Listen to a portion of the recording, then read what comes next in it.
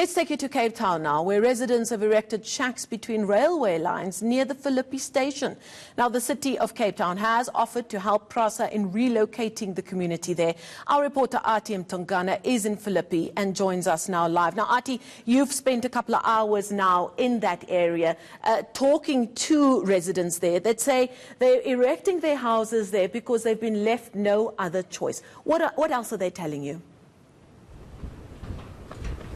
Inasmuch the city of Cape Town has offered to lend a hand to Prasa, whom this piece of land belongs to move these people out of this piece of land, you still have many residents from Samora Machel and Philippi in the process of building structures at this particular old railway depot. Now, we have got confirmation from Prasa that this is in fact an old depot site. There is no train that currently runs in these old tracks.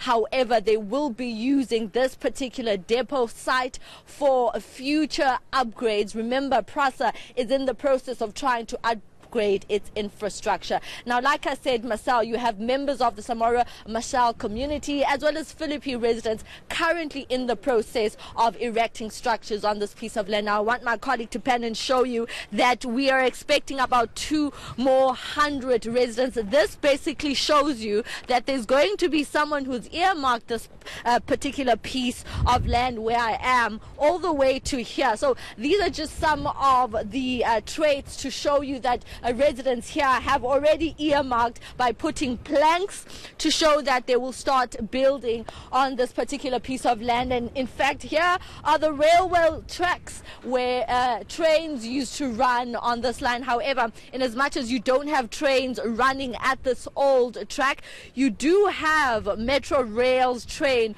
running on the other side of this particular depot. And like I said, residents coming in, their numbers indicating and showing through the planks that they've put on this piece of land, demarcating and marking spaces to be able to start building. Now, like I said, the city of Cape Town saying it will assist Prasa in removing these people. We do not know where they will be moving them. And Prasa said to avoid backlash, they will engage all relevant stakeholders to engage them in a sustainable solution to take these people from this piece of land to somewhere where they'll be able to call home. So now I have a resident with me, Marcel, who raised a very interesting point that in as much as they're building on this piece of land owned by Prasa, there are some people already saying to the new residents of this community, saying that they are actually buying plots from them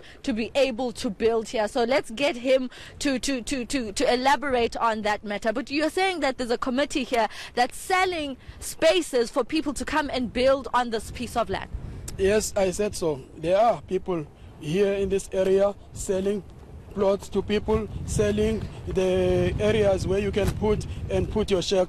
And if you do not, you don't know what will happen to you at night. Your shack may be robbed, or you may be threatened for not paying, starting from 100 rand up to 1.6, even more. Whether you work or not, you have to pay.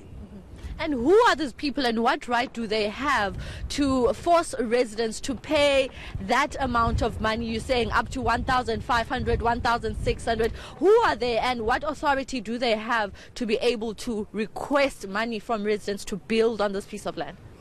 I won't say who are they, but there are leaders, community leaders are doing so, and even ordinary people are doing so because they claim that we are the first people. The moment you arrive first, you have anyone else who comes after you must pay.